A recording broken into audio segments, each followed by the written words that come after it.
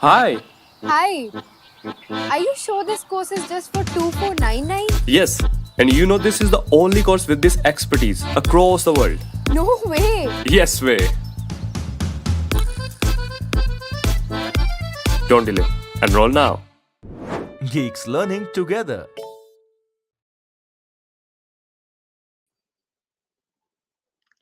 Hello everyone, welcome back to Geeks for Geeks. My name is Muskan Agarwal, and today we are going to address a very, buzzing question, that how is competitive coding or DSA useful in companies? So we will try to, answer all these queries, and we have Priyansh Agarwal with us here today. So just let me add him to the stream quickly, and then we will start answering your questions. Also, before I add him, just confirm me in the comment section if I'm perfectly visible and audible as well. Just give me a thumbs up. Yeah.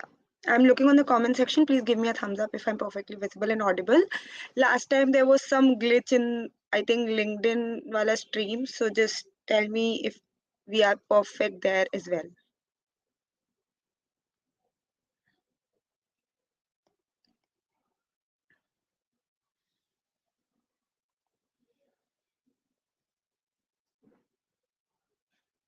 Cool. So let me add Priyansh. Hi, Priyansh. Hi, Muskan. How are you doing? I'm doing good. What about you? Yeah, I am doing great as well. Yes. So let's start with the questions. But before we start with, all these questions, can we have a quick introduction about you? Okay, sure. So, hi guys, my name is Priyansh Agarwal. I have been doing competitive programming for like the past 2.5 years. Right now, I'm a candidate master on code forces with an India rank of under 110. And apart from that, I also have an internship offer from Goldman Sachs for the upcoming summer. Yeah, so that's like a brief introduction about me.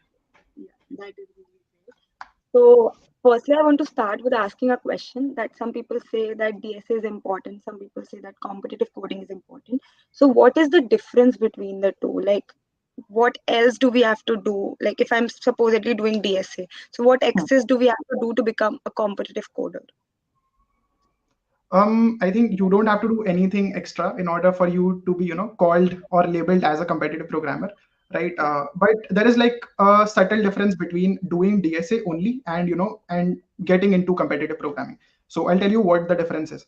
So when you talk about DSA, I feel that in DSA, I mean, there are certain standard, data structures, certain standard algorithms, and then there are certain standard problems which revolve around these, standard DSA, right? But when we talk about CP particularly, nothing is standard in CP. So you might get a problem which asks you to just do A plus B. But in order to figure out that this problem requires you to do A plus B, you have to think a lot.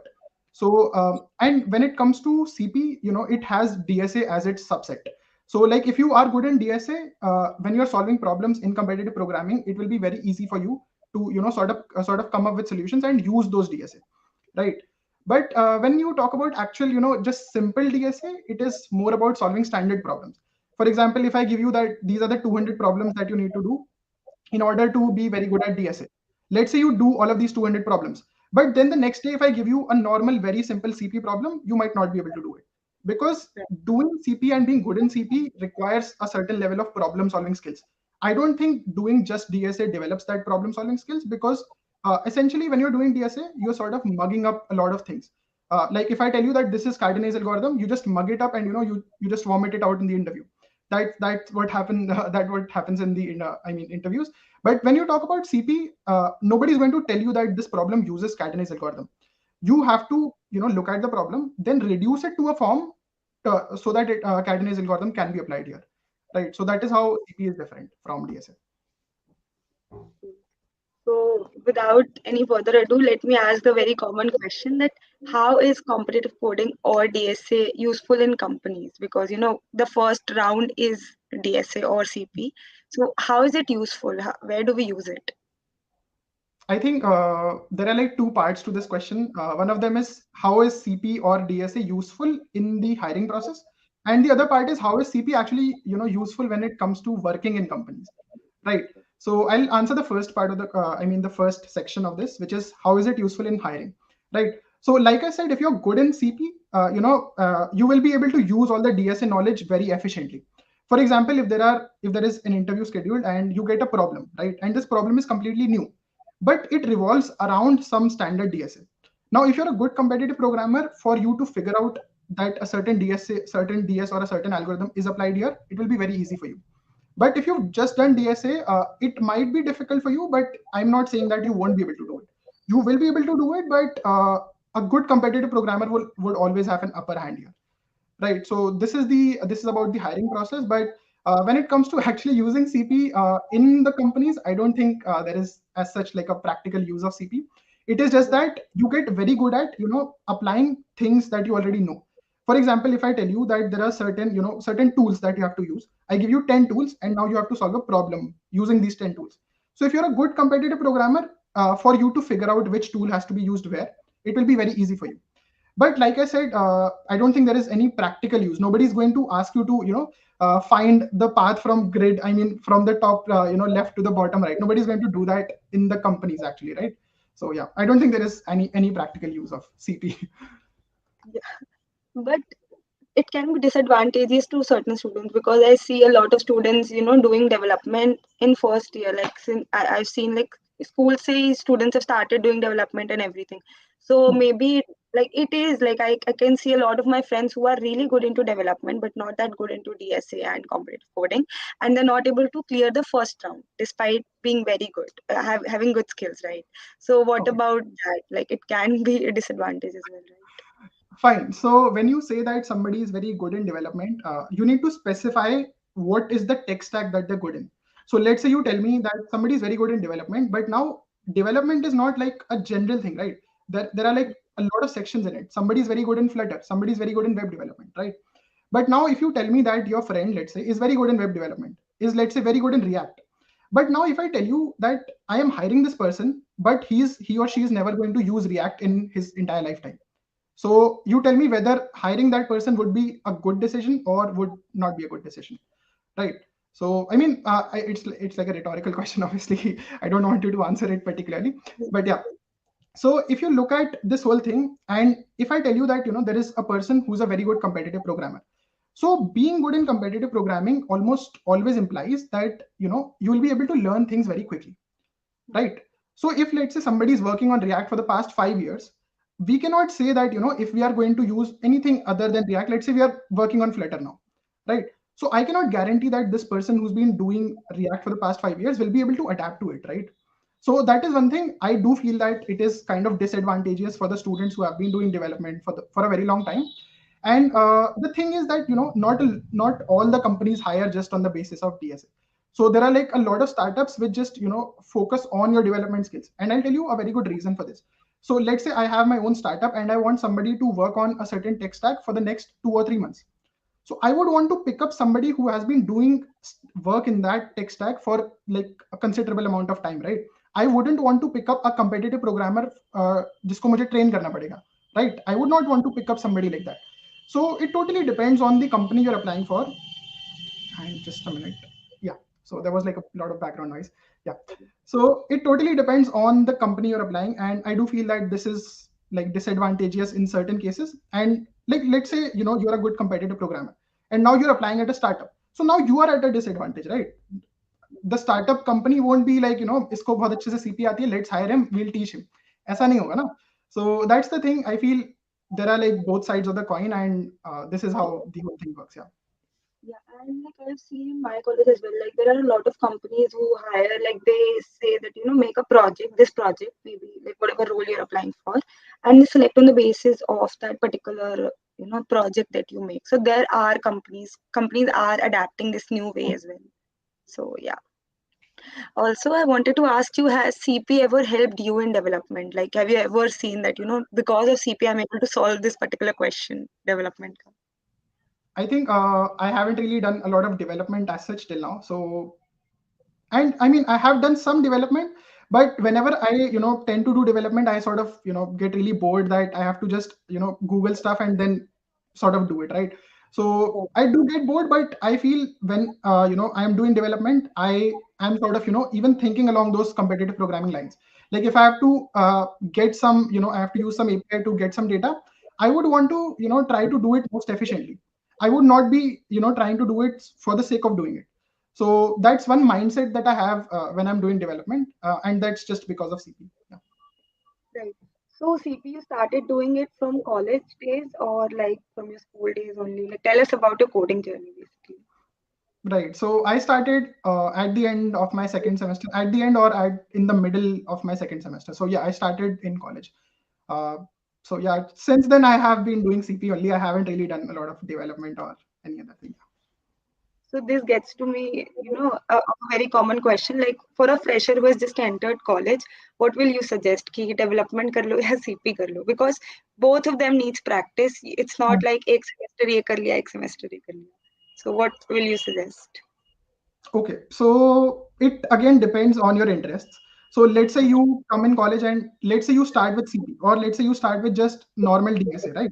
Now let's say you're not enjoying it. So then you need to switch, right? It totally depends on what you're enjoying. Let's say now you are into development and now you're enjoying it. So do development, do it properly. Like, if you're enjoying it, do it for a considerable amount of time. And then at the end, like if your main goal is like a good placement, then obviously you have to look out for which company you're applying for, right? If you're applying at a company which requires good DSA knowledge, then I mean, if you're good in development, very good. But at the end, you'll have to do DSA, right? Similarly, if you're applying at a startup and now you are very good in CP, but you haven't done any development, so now you need to grind at development, right? But that said, I think that you should not take somebody's word for it that my college mein jaunga and I'll start CP or I'll start development. Try out both of these things, right? Whichever feels more enjoyable to you, do that, and do it for a good amount of time. And I think someone just have to prepare for placements. So 2-3 months se zyada it doesn't require. Like people make a lot of buzz about it. But I think if you practice 2-3 months DSA properly, I think you can crack. If your motive is just placements, then I think you can. Yeah. I can see a lot of questions in the comment section. Maybe we can try taking few of them. Sure. Okay, so Lalit has asked that how many problems of each type have you solved before becoming master? Okay, so I am not a master right now. I'm a candidate master, first of all. Now, the question is how many problems have you solved of each type? So, when you say type, it totally depends on what you're thinking. Like, are you thinking about the difficulty or are you thinking about the topics involved? So, if you talk about the difficulty, then I have solved quite a lot of problems which are very hard, like which are almost like 2100 or 2000 rated on code forces. But when you talk about topics, I think I haven't done a lot of advanced topics like FFT, NTT. I haven't done things like these, but basic things like dynamic programming, graphs, trees. I think I would have solved around, I guess, 350 to 400 problems on every single one of these topics. But it will vary for everyone, I think. Yeah, Like, yeah, totally. yes. Then Anshuman has asked that I'm learning CP from CN, but failing to solve the DP question. Should I start solving from basics or try something else? Okay, so you're failing to solve the DP questions. Should I start from the very, very basics or something else? I mean, if you know that you're not being able to solve DP problems, then you've identified your mistake. So you're already 50, you've already done 50% of the work. That is identifying where your weaknesses lie, right? So if the question is, should you continue doing DP, then yes, you should do that instead of moving to other things.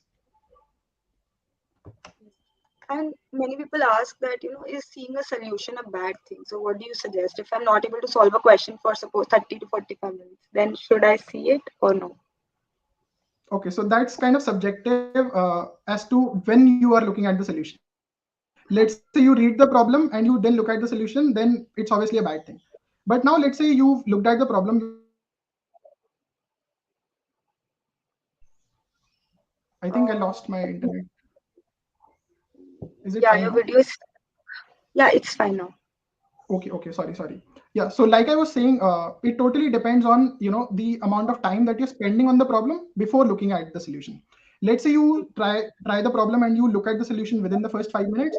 That's a very bad thing, because then you are training your mind in such a way that मैं problem देखूंगा and I look at the solution in 5 minutes. But if let's say you are trying out that problem for 30-40 minutes and then looking at the solution, so then this is a good thing. Okay, you cannot be trying out a problem for 10 days, right? If that problem, let's say, requires the concept of segment trees and you don't know segment trees, then there is nothing on the world in the world that can teach you segment trees, in some sort of magic, right? So that's the thing. If you're looking at the solution after 30-40 minutes, it's fine.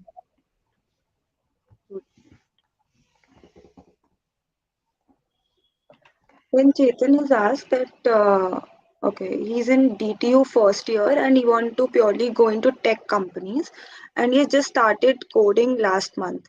So if he will work hard as the roles, basically, I think he's saying that like he's just started coding in recently, and he's in first year only. So I think you have a lot of time. He's asking, will he be able to crack tech giants or not? Basically, this is his Yes, question, I yes, think. totally. Yeah, I think he's in first year only. You have a lot of time with you. Yeah. So then Varun has asked what level of question should he practice if he's targeting Google Kickstart?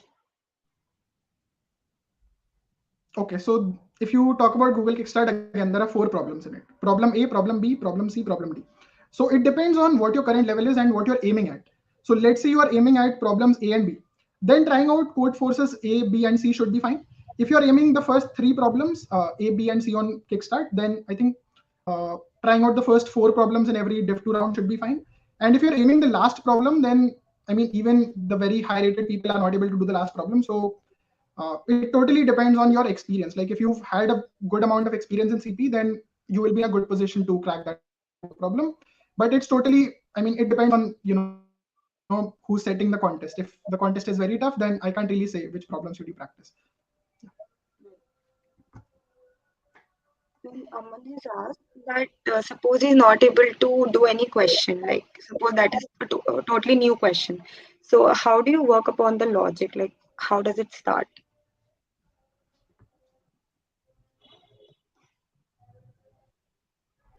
Yeah, I think your video is stuck.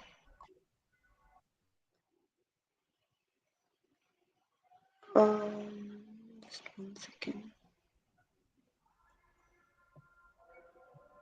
Let's Hello, just wait for. Yeah, you're audible now. hello. Sorry, I could not get your question. Can you repeat that? Yeah, so he's asking, suppose I've been given a question that is totally new to me. So how do you start thinking about the logic? Like I don't know what data structure to use. I've never seen that question. So now how do you start approaching that question basically? Okay. So first of all, read the problem statement. Understand, whether you've understood the problem statement correctly or not.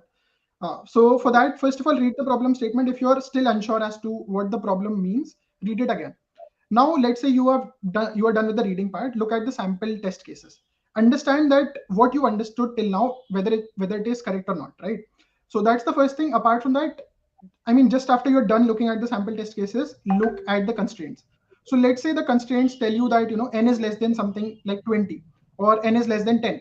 So now you clearly know after looking at the constraints that I can apply some recursive solution to it. Right. Similarly, if let's say n is up to 1e18, then you already know that you cannot even do something like an order of n. You have to do something like order of log n.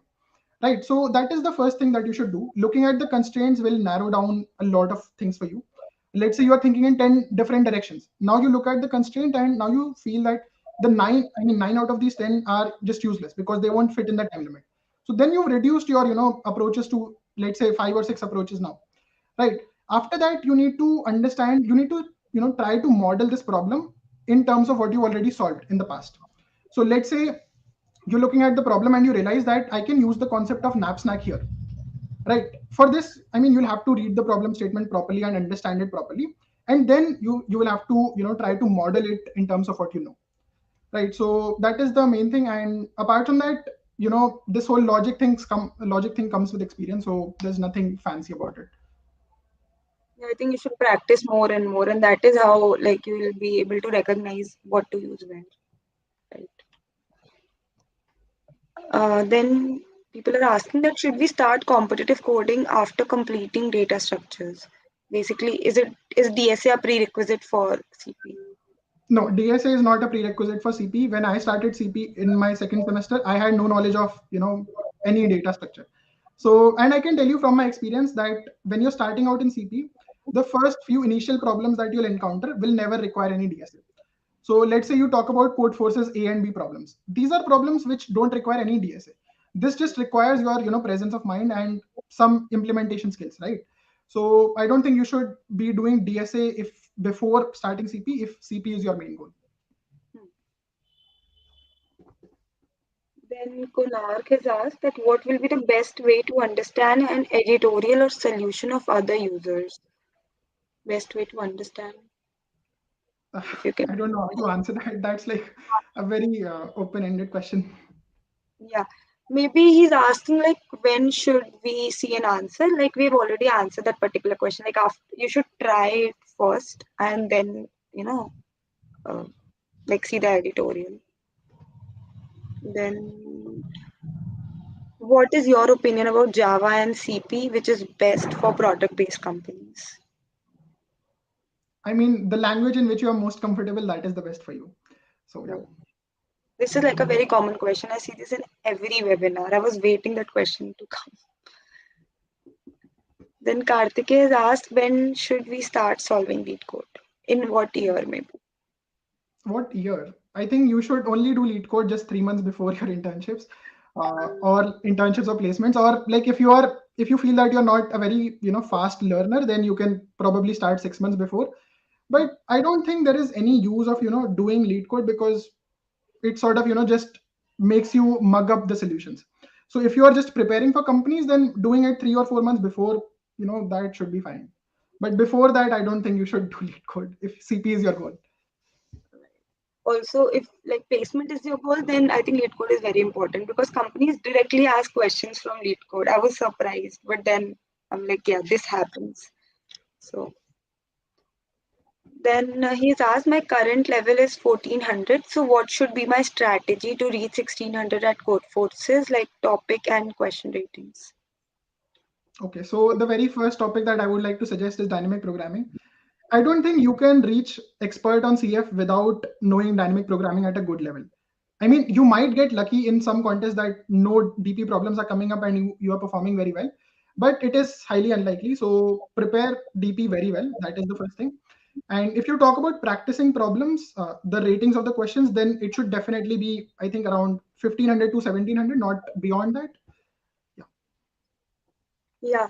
So they're saying that understanding editorial in code forces is difficult. So for that, they're asking that how should they, understand the editorial? Okay, understanding editorial is difficult. This happens with everyone. If you're starting out, then even understanding the very basic things will be very difficult for you. And there's a reason why, the editorials are not very elaborate. So let's say if I make an editorial and if I tell you every minute detail in it, then you will not think for yourself, right? You will just look at the editorial and you will feel ki हाँ ये ऐसे हो रहा है, ऐसे हो रहा है, I am done with the problem. But the goal of the editorial is not that. The goal of the editorial is to give you slight hints so that now you think and now you are able to solve this problem on your own. Right, so this will come with experience. When I started out in CP, I couldn't even understand the editorials for the very first two problems on code forces because it was like some jargon stuff, like कि prefix sum बना लो, suffix sum बना लो, मतलब कुछ समझ नहीं आ रहा है, ऐसा टाइप का था. ठीक है, but this will come with experience. Then Aman has asked that those who are in tier 3 college, so for them is CP necessary or not for placement point of view? What do you define by being necessary? It is not at all necessary. If you are very good in DSA, if you have some projects, if your resume has content, then I don't think you should be doing CP particularly just for placements. But now let's say everything is done. You're done with DSA, you're done with projects, and now you have time left to sort of make your profile even better. Then if you want to do CP, then you can do it, but it's not like a compulsion that if you don't do CP, you will not get a placement. It is not like that. Like students have started thinking कि भाई CP तो करना ही करना है. Like it is like a cool thing to do. Like people are asking when should we start doing, कितना time लगेगा CP करने में. तो like people who love CP ऐसा थोड़ी ना एक महीना करके खत्म कर देंगे. वो तो it continues, right? So yeah, ऐसा जरूरी नहीं है that everybody has to do CP. Like, I can see a lot of questions. Can I complete CP in 2 months? Subject नहीं है college का. Then can you tell in which order we should learn DSA? Basically a roadmap to DSA. Okay, so in which order should you learn DSA? So first you should start with learning a programming language. You can pick up any of them, right? And then after that you should try and solve, like I would say, 20 to 30 problems which just require you to implement simple logic. Let's say something like find the factorial of, find n factorial, or find whether a number is prime or not. Things like these you should do like around 10 or 20 problems. After that, if you're specifically targeting DSA, then I think you should start with something like arrays. Then you can go for strings, and then you can go for recursion backtracking.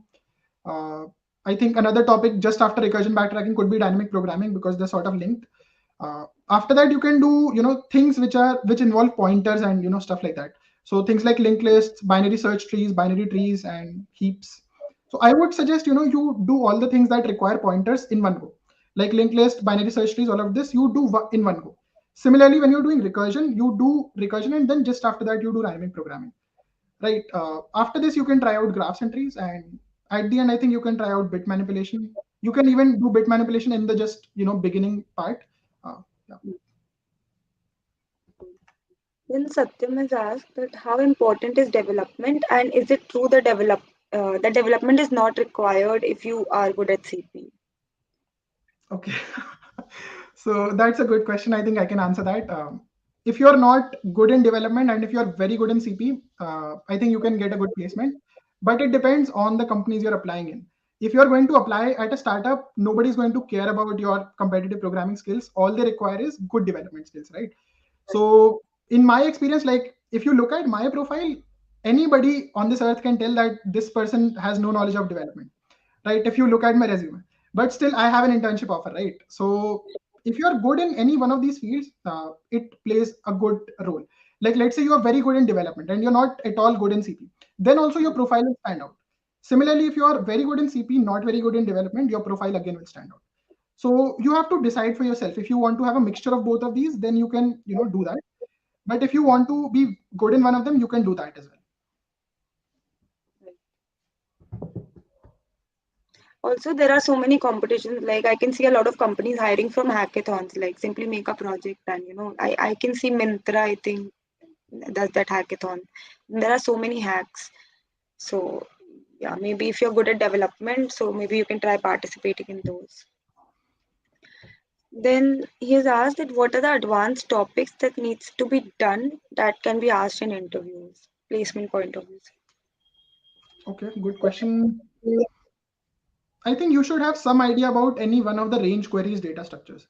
Like this is one of the advanced things. This is very rare that somebody asks you a question around range queries, but you should learn at least one of these three, like sparse tables, Fenwick tree, or segment tree.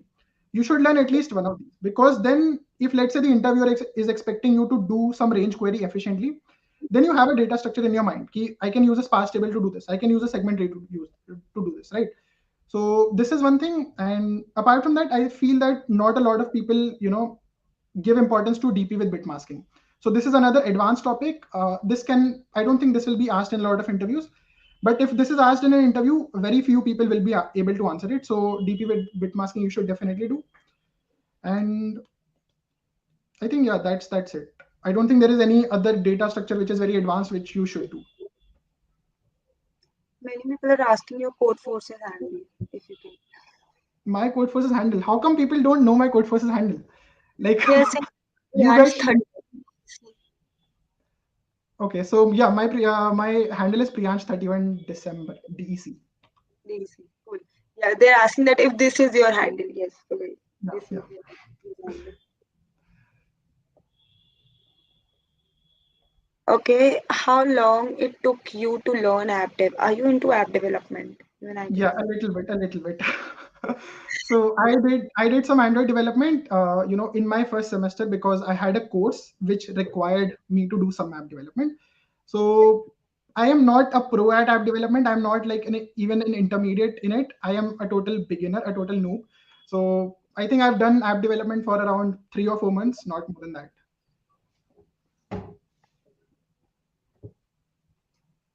Also, you're also a content creator as well, right? Yeah. Yeah, So I so have a you, YouTube channel as well. Yeah. yeah, I was about to say that only. You can tell the audience. No, that's fine. I think a lot of people already here would be knowing it. But in case you guys don't know about my YouTube channel, I do post a lot of content around competitive programming. So yeah, you can check out that as well. Yeah, definitely check it out. Maybe we can also put the link in the description box. You can check it from there as well. Yes. Yeah, sure, totally. Um, did he say DSA after DP? I think prerequisite for just 1 second. Prerequisites for hashing. You should know Hash. about modular arithmetic. Hashing only works when you know about how the modulo operator works. So that is one thing. You should know a little bit about primes. I mean, why exactly the hashing thing is working. And you should also know a little bit about probability. Like if I tell you that you're hashing a particular string, then you should know that, this is not like a deterministic thing. Like if I give you any random string, it can match. I mean, there is a probability that the answer that you're giving with hashing is not correct. So you should know a little bit about probability, and in case you want to make a very strong hash function, then yeah, knowing about primes and knowing a little bit about big primes and probability should help. Then Ravi has asked that is 4-star in CodeChef and expert in Codeforce is good enough for resume selection in big product-based companies? I think expert on code forces is like a good thing. It should be good enough, yeah. Cannot say that about 4-star. I cannot even say that about 5-star. 5-star on CodeChef, it's something like everyone is a 5-star on CodeChef nowadays. So if you're like an expert on CF or a candidate master, your profile will definitely stand out. So expert is good enough. But what about, like, I can see a lot of cheating happening around in these Yeah, competitions. What about that? People are asking this question as well, that their ratings are falling because of that. So what about that? I think that's like, that's something that you should not be focusing on. Like if let's say I tell you you are in a contest and 100 people in it are cheating. So you cannot stop that, right? I mean, you personally cannot stop that. So instead of worrying about people cheating, you should worry about you improving your level. So if somebody comes up to me and tells me that, people are cheating and my rating is going down, I just tell them that you improve your level to such an extent that all of these cheaters come below you in the rank list. Right. So, I mean, I can tell you from my experience, not a lot of people above me are cheating on code forces. I mean, very few, I would say, very few. So, this whole cheating thing does not affect very high rated coders, particularly because they are at a good enough level. But if you are somewhere at something around 1200, 1300 on code forces, you will get affected. And the only way to come out of this is to increase your own level. You cannot do anything about it. Maybe your resume will get shortlisted, but eventually you have to face the interviews and everything. So it won't help you there, right? And I Then don't think people can become like very high rated, something like 1800 on code forces just by cheating. Unless and until you have friends who are much higher rating and helping you cheat. And I don't think a lot of people who are something like candidate masters or masters will actually do that. So I don't think if you can reach very good, levels just by cheating. right. Then Konark has asked that I found it really difficult to be consistent in learning and practicing DSA because there is no culture of coding in his college. So are there any suggestions on how to stay motivated? I think if you don't find any good culture, good coding culture in your college, you should definitely join some community. Like you can join some Discord server. I think a lot of people, I also have my own Discord server. You can join that as well. So I mean, you should join a community and it should keep you motivated. If you're stuck at a particular place, then a lot of other people will also get stuck at that same place, right? So being a part of a good community should help.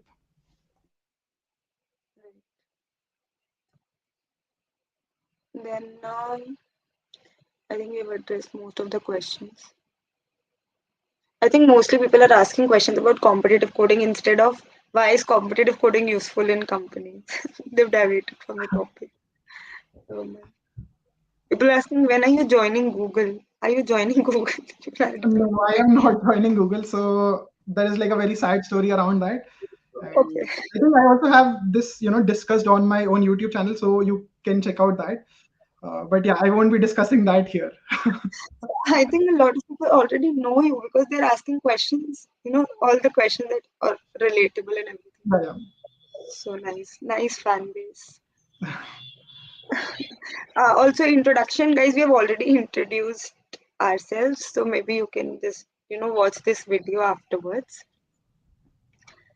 Uh, then he said that master a single programming language and it's enough, but make sure you master it. Is it true? Yes. I think it is true because let's say you're in an interview and the interviewer asks you to code a problem. Now you cannot tell him that, I will code this function in Python, this function in C++, and this function in Java. You cannot do that, right? So you have to have one language in which if anybody comes up and tells you to implement some logic, you're able to do it, without any problems. So that is one thing. But if you want to, learn other languages as well, like I don't think you should learn a particular language just for the sake of learning it. You should learn a particular language only when you have to use it somewhere. Let's say now you're doing Android development. So now would be a good time to learn, let's say, Java or Kotlin, right? But before that, if you don't want to do app development and you're going into Kotlin just for the sake of it, that makes no sense, right? Then Shivendra is asking, are you from tier 3 college? Like, which college are you from? Oh, I think I did not mention that in my introduction. Yeah. So I am from IIIT Delhi. This is not a tier 3 college. So fortunately, it is a tier 1. Yeah.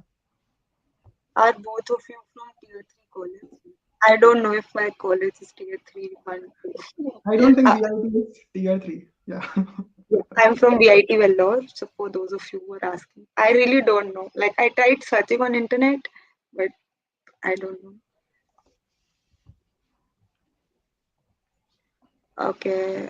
Then Kunark is again asked if you have to rate and compare difficulty of questions asked in online assessments, technical rounds, with respect to Code Force's difficulty ranking, then how would that be? I think most problems are less than 1400 rated on code forces. Right. Rarely would you encounter a problem that is greater than 1400. But that also depends, on the company that you're applying in. Let's say you are applying at a company like Coordination. So Coordination is supposed to, have very difficult questions.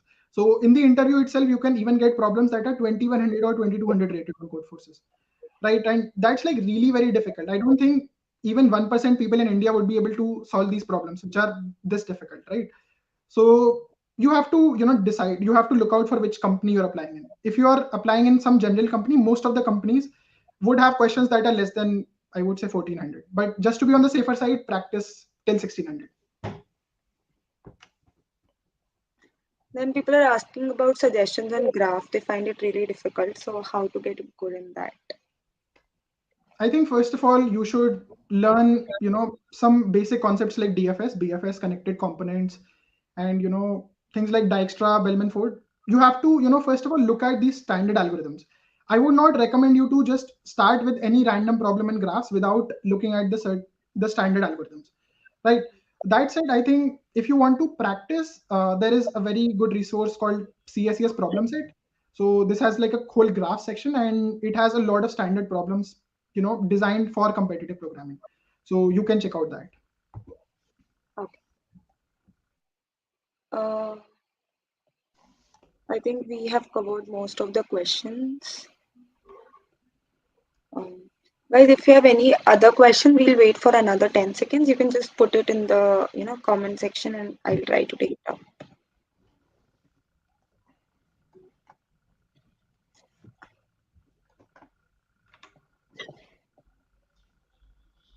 Yes. What is the difference between level of questions for 1600 rating and 1900 rating? Is it IQ or concepts? I think it is more about problem solving. I can give you a 1900 rated problem which does not require any DSA, and you won't be able to figure out in 2 days, right?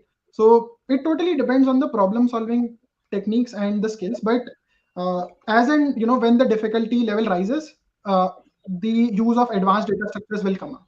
Like if you are solving some 1900 or 2000 rated problem, it is likely that if you have to do a range query, you might not just require a simple segment tree. You might require a segment tree with lazy propagation, right? So that is a thing. But I think when you're solving very hard problems now, it is not just about applying some data structure, but being able to model that problem, so that you're able to apply that data structure. So let's say I give you a problem and this is based on Dijkstra, let's say, right? And you can have two problems. Let's say one of them is 1600 and the other is 2100, right? So the problem which is 1600 will have very less observations. With a few certain observations, you might be able to figure out that Dijkstra will be used here. But when we compare it to 2100, then you might even take 6 hours to just figure out that I can use Dijkstra here somehow, right? So that is the main difference. You have to model this problem into things that you already know.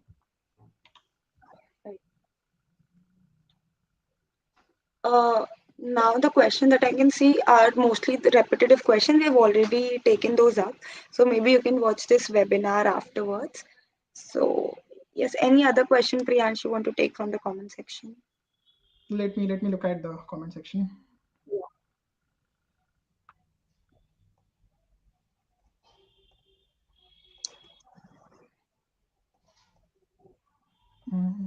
Okay, so these are very repetitive questions, but yeah, let's see.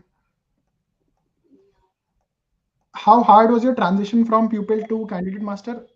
I don't think it was very difficult, but transitioning from candidate master to master is turning out to be really difficult.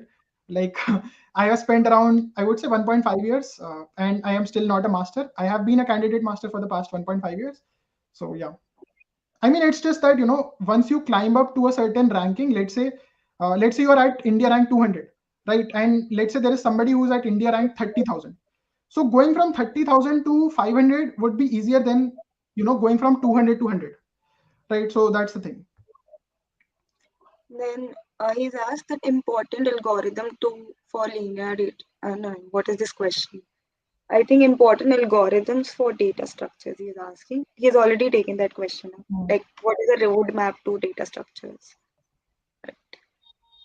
Then I'm from ECE. Do CS core subjects are important for the interview or not?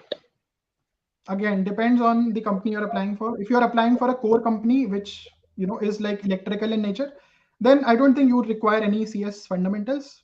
Still, I think you should do operating systems. This is like, it has a, intersection between ECE and CSE.